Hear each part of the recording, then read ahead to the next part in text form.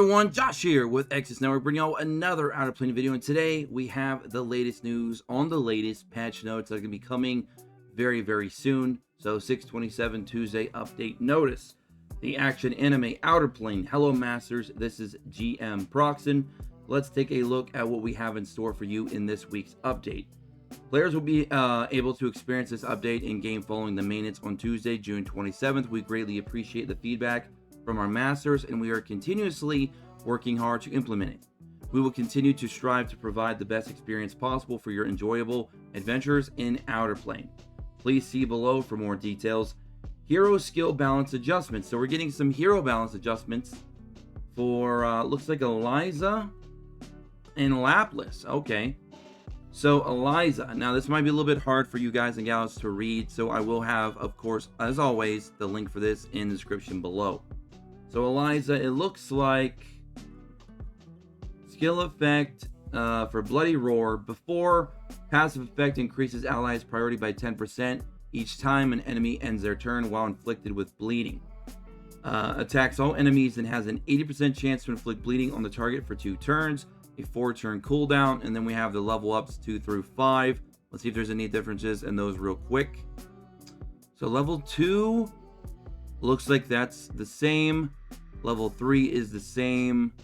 Okay, so it looks like the level ups on the skill are not going to change. So it's just the skill description itself. So let's see. Inflicts bleeding on a random enemy for 2 turns while ignoring resilience, and grants Pure Blood's Dominion to all allies at the start of battle. These effects cannot be removed. Active effect.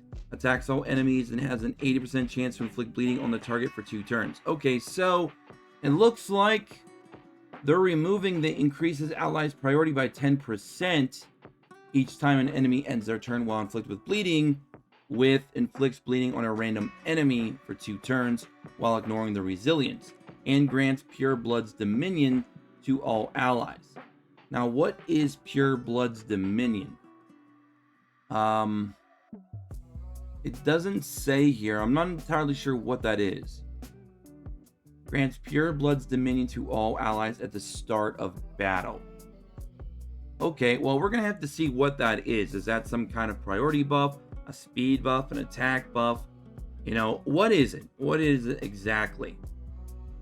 Okay, and the cooldown still remains the same at 4. And I do apologize for my very raspy voice. It's just, it is what it is today. It's just under the weather. Bloody Roar skill burst. Change to enhanced skill, increases damage. Change to enhanced skill, increases damage. Skill ratio increase. So they just increase the amount of damage that you're going to be getting increased on the burst. I'm still very curious though at what this, Pure Blood's Dominion is, because that's really going to make or break really if this change was significant or not. So we'll have to see what that is. I might have to let you guys know at a later date after the update happens what that's actually doing for Eliza. I do have Eliza on my main account, so we'll be able to test that out. Laplace. Now this is for a Grand Blue punishment. So before attacks an enemy, damage dealt increases in proportion to the number of debuffs on the target. If this attack kills an enemy, the caster gains an extra turn. 5-turn cooldown. Let me look at the level 2 through 5 if anything changed there. No. Okay, after. It looks like it's going to go down to a 4-turn cooldown. Attacks the enemy and grants the caster increased effectiveness for 2 turns. Damage dealt increases proportional to the number of debuffs on the target. So it looks like she's going to essentially gain, just the increased effectiveness for 2 turns, which, okay, fine enough. And also they lowered the cooldown by 1, which is also pretty decent. So if you have not really used Laplace, if you were using her in the Maxwell fight, for example, or any of the raid boss, the Geos Guardians in the raid boss for for the guild raid, you'll notice that if you can stack a lot of debuffs and use your ultimate, it actually hit kind of hard.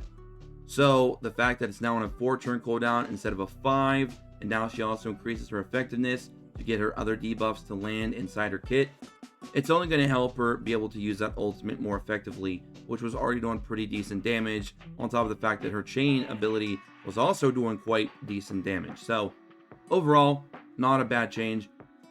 Dean's Authority, exclusive equipment. when using Grand Blue Punishment, increases effectiveness for 2 turns. It'll now, when using Grand Blue Punishment, gains 35 action points. Okay. Let's see here. Now, this is what a lot of you have been waiting for. The new hero recall system.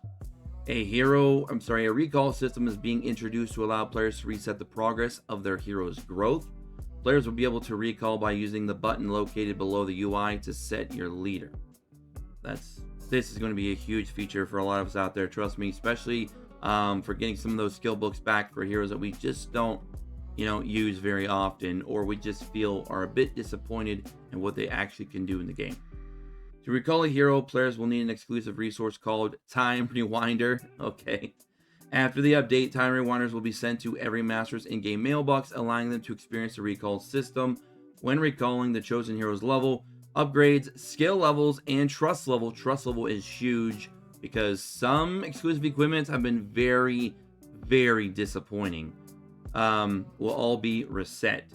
The hero's level will be reset to its initial value of 5, and corresponding food items will be returned to the inventory based on the acquired experience.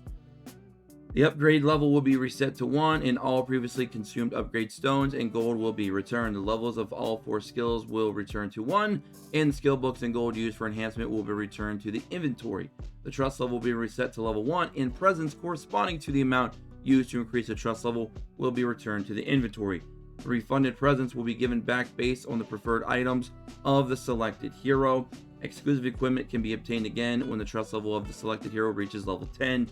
The trust level will be reset, but the rewards received for achieving trust level will not be reclaimed. The initial reward will not be given even after achieving trust level of the recalled hero again. The transcend level will not be reset, so obviously if you fed shards into the hero to start them up, that's not going to be reset, but what's the point of that anyways, because you can't use those shards for other heroes anyway. The Codex accomplishment progress will not be reset when recalling after receiving the growth goal rewards. The Codex accomplishment progress will be reset when recalling without receiving the growth goal reward. Oh my goodness. Oh, okay. Let's move on. Holy mother. Okay. Special gear talisman mechanism adjustment. Adjustments will be made so that the talisman effects are no longer triggered by additional attacks, which we already knew was coming. Talisman effects can be activated by counterattack, revenge, basic first aid skill, and dual attacks. Talisman effects can be activated on extra turns. So essentially, this more or less just hurts units like Noah and Vera, which they've already brought up here. So there you go. I was worried that dual attacks would not trigger this anymore, or counterattacks. So it is nice to know that all those will still indeed trigger the additional chain points.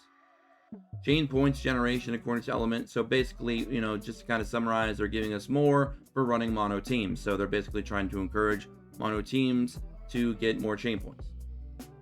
Chain point weakness gauge system adjustment. The following effects will be applied to heroes through Transcend. Apply to all. 4-star Transcend equals chain passive weakness gauge reduction +1. Adjustments will be made so that chain point is recovered upon using burst level 2 to 3. The recovery amount varies in proportion to the consumed AP. Starting grade 2-star recovers CP for burst level 3. Starting grade 3-star recovers CP for burst level 2 through 3. Adjusted chain points of talisman effects. So Executioner's Charm when attacking and rage targets. At 4-star will be 5, and then at 5-star will be 7, and 6-star will be 10. Oh my goodness. When attacking and rage targets. After will be 6, 9, and 12. Gladiators Charm, same thing. It'll go up to 6, 9, 12, 5, 7, 10, 5, 7, 10, 8, 12, and 16.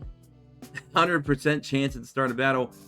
And then 5, 7, and 10 when using a non-attack skill. So, okay, those are some big changes there for the chain points for talismans. Wow. Okay.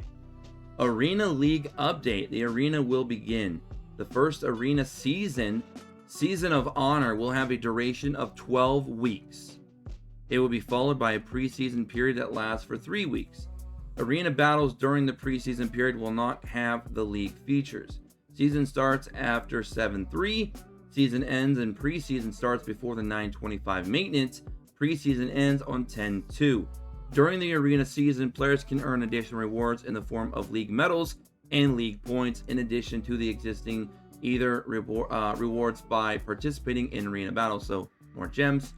League medals can be used in shop to purchase items. Final rank is based on accumulated league points. Duelist Pledge will be added. The buff effect will now be applied only in battles that are above a certain rank. The additional effect for this upcoming league will be health enhancement. At the start of battle, increases the health of all participating heroes by a certain percentage. Oh my god. That's going to make all the 6-star Stellas super powerful because, as you guys and gals know, if she's 6-star, you get a barrier for your whole team at the start of battle, and it's scaled to the max HP individually of every hero. Oh man. The increased health is 30% of the calculated total health upon entering the battle. Affect shield damage and healing effects in proportion to health. And keep in mind, you can also run 4 talismans that give you max HP percentage increase of 10 to 12%. Oh my god. Hall of Fame. When the arena season ends, the top 3 masters will be placed in the Hall of Fame. The whales are going to rejoice for this because, my god, the bragging rights will be insane. The Hall of Fame history will remain even when the next arena season begins. Archdemon Ruins, lower difficulty and enhanced convenience. Improvements will be made to allow the skipping of all battles except for the boss leader battle based on your combat power when progressing through the Infinite Corridor. The oppression effect from the Deep's Area 6 and onwards will be adjusted. The Deep Area 6 reduces speed of fire. The speed of fire and earth element by 40%. It'll now be the speed of earth only by 40%, and those changes will, of course, be applied to all of these from Area 6 to 10. You guys can go and read those if you'd like, but they're definitely making it to where it's a little bit easier for players to get in and do those stages. The random artifact obtainable after battles in the deeps have been adjusted to a maximum of tier 3 artifacts with an increased chance of attaining higher tier artifacts. Thank goodness, because I was seriously getting tired of beating the highest difficulty over and over and over and literally just getting a 4-star talisman every single time. The price of gear in the survey hub will be reduced to 70% of the original price. So, the 5-star legendary weapon selection chest and accessory worth $750, now going to be $525. The gear went from $375 to $265. I'll be honest, I'm still not going to be buying any of that gear because it's only 5-star and it still uses quite a chunk. I'd rather save those survey hub points for clearing out the shop for other things, especially the skill books every week, the sweep tickets, the free, dupe loot night, and all that other good stuff. I still don't think I'm going to be jumping into these anytime soon. Maybe the weapon accessory chest, maybe. We'll have to see how my point distribution goes throughout the week, because it does take a lot of stamina to pull that off. But the gear itself, I'm probably still going to skip it. Okay. Special request, ecology study identification, daily reward system improvements. Before, daily bonus rewards give you once for each type. After, daily bonus reward gives once for each dungeon. So that's kind of encouraging players that want to go in and maybe do all 6 dungeons, at least 1 run a day for just that daily bonus, just to see if you get anything good, I suppose. After the change, players will be able to obtain a total of 6 daily rewards. This includes 3 rewards from the weapon accessory, and of course 3 from the armor. Stamina restoration count increase and price adjustment. Available stamina restoration count increased from 10 to 20 times. But here's the thing, a lot of us just get to where it starts costing 120 and then we stop. And a lot of other players, including free-to-plays and low spenders like myself, we're even starting to get to the point where we're stopping when it gets to 60 because we just don't have enough gems, every single day at this point. We're starting to really run a lot, much lower than before. Cost of stamina restoration is now fixed to 60 across all levels. Interesting. So it'll stay 60 always. But that kind of sucks because now you don't get the 30 anymore, like the cheap 30s that we used to do. But it's 60 now across the board for all 20 times. Kind of makes me it definitely makes saving up some gems more for stamina over summoning as much. it definitely makes that a little bit more worthwhile because of how many times you can get stamina now. But this is also going to widen the gap between free-to-play casual spenders and whales, because now whales are going to go in and abuse that basically 20 times a day. So they're going to be getting lots more gear farming in. They're going to be able to get more EXP for their heroes to build them up. They're going to be able to go in and get more opportunities at gifts, at buying stuff out in the shops, etc., etc. That is a lot more playtime for the whales versus free to plays now. So let me know what you guys and gals think about that. They took away the 30 gem for stamina to make it 60, but they made it to where you can now go beyond 10 times up to 20, and they took away the 120s and higher for the higher cost when you start getting up to like the 8, 9, and 10 tries a day. Yeah, let me know what y'all think about that, because that I can see that being iffy. I can see that being good or bad depending on what side of the spectrum you're looking at that from. I don't know. You let me guys and gals know. I'm not entirely sure what I think about that at the moment. This is more of a raw reaction, obviously, reading through these patch notes for the first time. I don't know yet. I might have to come back to that and talk more on that at a later date. We'll have to see, because it is a bit worrisome, because like I said, it's going to definitely widen the gap. It is also nice though that there's not going to be the big increases for stamina anymore. If you are looking to save up gems and invest heavily into stamina daily, but again, they took away the 30s, which people were probably using those every day. Now they're going to have to spend 60. Now the whales are going to be able to go and do it 20 times a day. I don't know yet. I just don't know how I truly feel right now. New packs. Yay, we own one more pack, so let's go. I'm just joking. 4,600 plus 4,600 for 9,200 total for $90 once per account. Now it'll be 4,600 for $90 permanent. Okay. Weekly trust pack, legendary quality present selection chest, 50 for $11 once per week, and then you get 450 gems. That is crazy.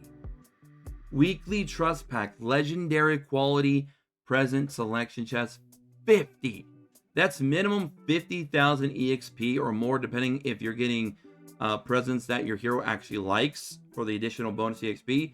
But 50,000 minimum for $11 a week. I can tell you right now, a lot of people that are low spenders might be picking that up, because you're gonna be getting your exclusive equipments much faster. So that's actually a pretty decent pack for low spenders, and obviously whales are gonna love that as well. And the thing is, you won't be buying that every single week. Eventually you will stop buying it, because you will start getting to a point where you got most of the exclusive equipments that you care about. So this is definitely going to be another thing where it's going to be widening that gap a bit, because that is actually a pretty decent pack, I'd say, for the price and what you can actually do with it. So I can see a lot of people actually picking that up. So we'll see. Again, if you're free to play, you don't care about either of those, obviously. Sales period 6/27 to 7/4. Pack, Hannibal Lee special recruit pack, special recruitment ticket 30, 500 gems for $25. Oh boy. Special growth package, steak dish 100. Oh my goodness, that's a lot of EXP. And then you're also getting 500 for $11 once per account. I'm glad that's limited, because if that was like every week, that'd be insane for EXP. So that's once per account. Looks like all these are once per account. Special upgrade stone pack. I don't really care about stone packs at all. Honestly, those don't feel like they're really that hard to obtain. However, they are a bit, they are teasing you a bit there with the 1,500 gems though for $11. I mean, that's basically a multi for $11, plus the stones are just basically a bonus once per account. So I guess that pack still isn't too bad. I mean, if you are a casual or a whale, you're probably going to be looking at the gems themselves and not really so much the stones. Because again, $11 for a multi, that's pretty good, considering gacha rates and obviously the standards for a multi in a lot of games. Special skill pack, basic skill manual 20, intermediate skill manual 24, professional skill manual 6, and 750 gems for $20. That one might not be too bad. I mean, that's probably that's at least multiple skill ups there at the minimum. $20 once per account. Okay, why not? Wow, we're still not done yet. Improvements, other improvements and adjustments. The transcend effect text area on the on the hero transcend screen has been improved to allow scrolling. With the changes to CP acquisition based on the skill burst level, the UI will be updated to display the obtainable chain points at the top of the skill burst cards for level 2 and 3. Then we have some error fixes here, and that is pretty much it. Sorry, I stumbled a little bit there. I'm not quite awake yet, and this was a very long patch notes with lots and lots of reading. We got some new systems in place, some new mechanics added, some new changes to current mechanics that we've already had. A couple hero skill rebalancing, which I'm still not entirely sure what I think about the Eliza one yet until we, figure out a little bit more about what the Pure Blood's Dominion actually does for your allies. Because it doesn't say. I'm trying to read it here, and it just says, "And grants Pure Blood's Dominion to all allies at the start of battle. These effects cannot be removed." Like, well, what does it do? What is the effect? So we'll probably have to see when we get into the actual codex and look over the skill changes once they're implemented in the game. So let me know. Sorry about my raspy voice again. Let me know what y'all think about these patch notes, and we'll see what happens. So we are getting a maintenance on Tuesday, June 27th. So that's going to be it for me. I'll catch you all in the next one. Don't forget to like, subscribe, check notifications, join Discord in the description below. And holy crap, I need a glass of water. I'll catch y'all in the next one. Until then, and don't forget to, of course, follow us on Twitter at Exodus Network. And I'll catch y'all in the next one. Peace.